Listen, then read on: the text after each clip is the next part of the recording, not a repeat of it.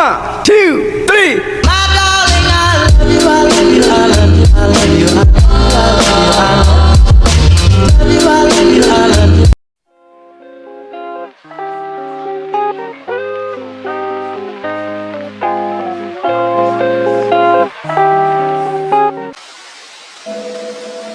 Assalamualaikum warahmatullahi wabarakatuh. Hai semuanya, perkenalkan nama aku Nurul Ilmi Fauziah dengan NIM 1902225 dari Program Studi Pendidikan Geografi kelas 5B Universitas Pendidikan Indonesia.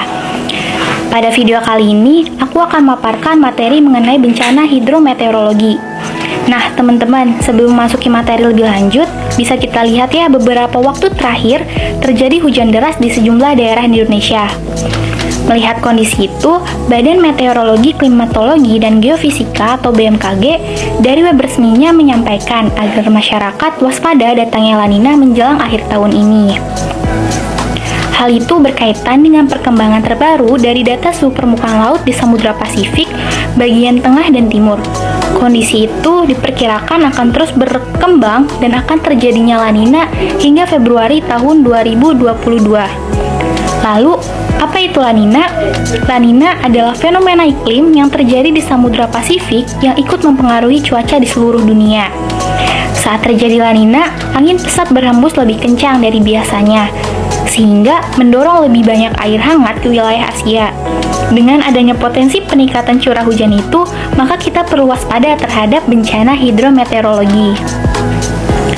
Bencana hidrometeorologi sendiri itu dipengaruhi oleh hal-hal yang berkaitan dengan atmosfer, seperti angin, curah hujan, kelembaban, dan temperatur. Mungkin untuk lebih jelasnya, yuk kita simak video berikut.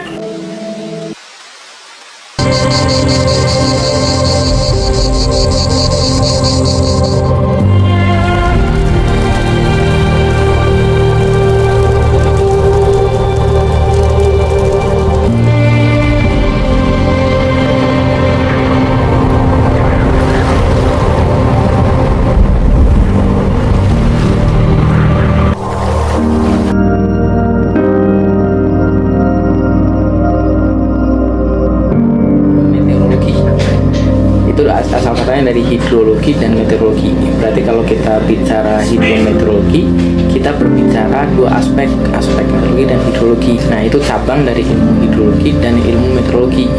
Yang dipelajari apa? Yang dipelajari semua hal yang berkaitan dengan interaksi, khususnya interaksi antara air, transfer air ya, antara permukaan tanah ke atmosfer atau dari atmosfer ke permukaan tanah.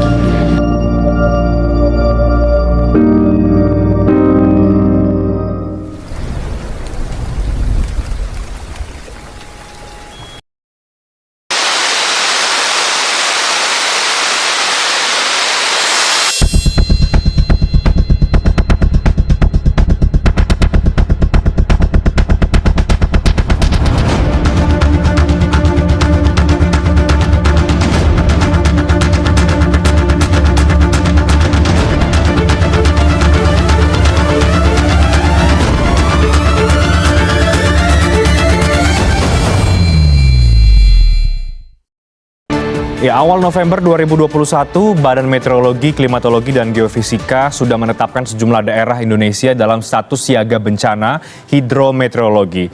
Tidak lama berselang dari peringatan BMKG, terjadi bencana banjir di sejumlah daerah yang diawali di Kota Batu, yang kemudian juga sampai saat ini rentetan bencana hidrometeorologi terjadi di beberapa daerah, termasuk di Kalimantan, bahkan di Sintang sudah hampir dari 3 pekan banjir tidak kunjung surut. Konsep bencana hidrometeorologi, salah satu penyebab bencana yang paling fenomenal dan paling berdaya jangkau luas yang menjalar di seluruh permukaan bumi dan ruang di atasnya adalah perubahan iklim akibat pemanasan global. Perubahan iklim secara terus-menerus dan terjadi secara signifikan inilah yang mengakibatkan munculnya bencana hidrometeorologi yang menjalar hingga seluruh dunia.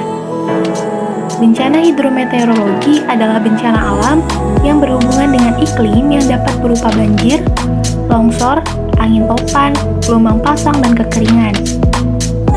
Berbagai studi telah menunjukkan bahwa ancaman bencana hidrometeorologi berhubungan dengan air seperti topan, kekeringan, banjir, terhitung untuk angka terbesar dari bencana alam di seluruh dunia dan mempengaruhi lebih banyak orang daripada jenis ancaman bencana alam lainnya.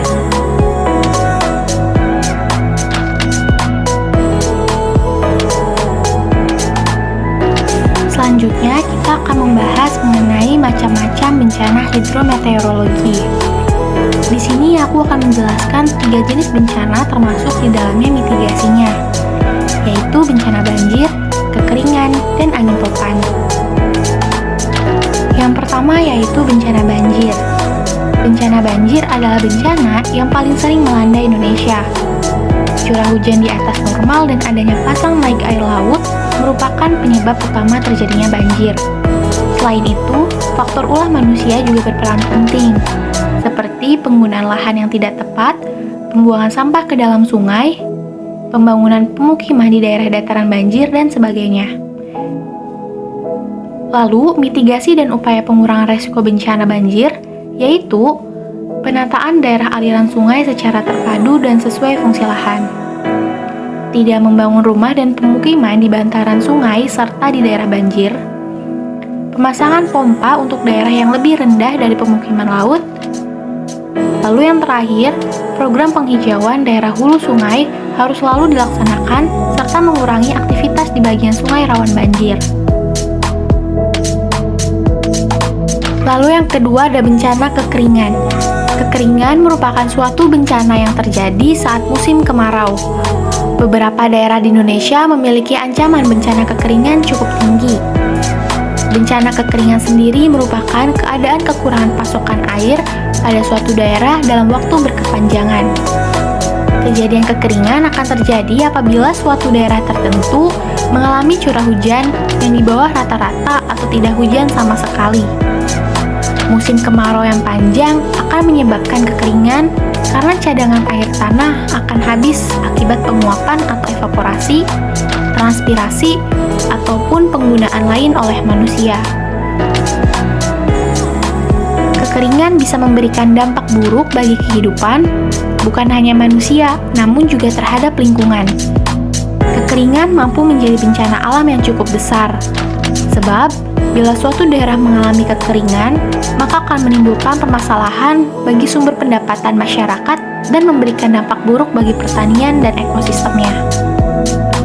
Lalu mitigasi dan upaya pengurangan risiko bencananya yaitu penyusunan peraturan pemerintah tentang pengaturan sistem pengiriman data iklim dari daerah ke pusat pengolahan data. Selanjutnya, penyusunan perda untuk menetapkan skala prioritas penggunaan air dengan memperhatikan historical right dan asas keadilan. Lalu pembentukan Pokja dan Posko kekeringan pada tingkat pusat dan daerah, penyediaan anggaran khusus untuk pengembangan atau pada daerah-daerah rawan kekeringan, lalu yang terakhir, memberikan sistem reward dan punishment bagi masyarakat yang melakukan upaya konservasi dan rehabilitasi sumber daya air dan hutan. Lalu yang terakhir, ada bencana angin topan. Bencana angin topan merupakan salah satu bencana yang memiliki dampak buruk. Angin topan yang terjadi akan menghancurkan apa saja yang ada di depannya. Seperti angin topan Chaba yang menghancurkan Busan Korea dan sekitarnya. Dampak dan kerugian ditimbulkan dari bencana ini sangat besar, seperti kerusakan infrastruktur, kerusakan sarana prasarana, terganggunya jalur penerbangan, transportasi laut, merusak bangunan hingga menimbulkan korban jiwa. Oleh karena itu, dibutuhkan sebuah penanggulangan bencana. Mitigasi bencana angin topan sangat perlu untuk dilakukan. Hal ini mampu meminimalisir dampak dari bencana angin topan. Perlu diketahui, bencana angin topan dapat menimbulkan kerugian ekonomi yang cukup besar. Kerusakan infrastruktur dan terhambatnya jalur transportasi akibat angin topan akan berdampak terhadap kerugian ekonomi.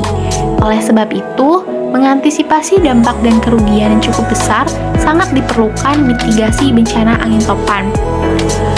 Berikut mitigasi dan upaya pengurangan resiko bencana. Untuk masyarakat yang tinggal di daerah wilayah pesisir, bencana angin topan pasti akan sangat mungkin terjadi. Sehingga hal yang perlu dipersiapkan sebelum menghadapi bencana angin topan yaitu yang pertama, mengetahui resiko dan membuat rencana pengungsian. Hal ini diperlukan guna mengetahui bahaya sehingga cepat melakukan evakuasi adalah kunci dari tindakan persiapan serta pencegahan bencana angin topan. Yang kedua, melakukan latihan dengan melakukan penelusuran jalur evakuasi agar proses evakuasi dapat berjalan lebih cepat jika bencana terjadi. Selanjutnya, melakukan penguatan pada atap rumah dengan cara mengikatnya dengan baik. Yang terakhir yaitu menyusun rencana berupa tindakan kapan harus bertindak ketika bencana angin topan terjadi, jika diperlukan, berapa lama waktu yang dibutuhkan untuk mengungsi, serta apakah jalur evakuasi terlalu sulit, dan sebagainya.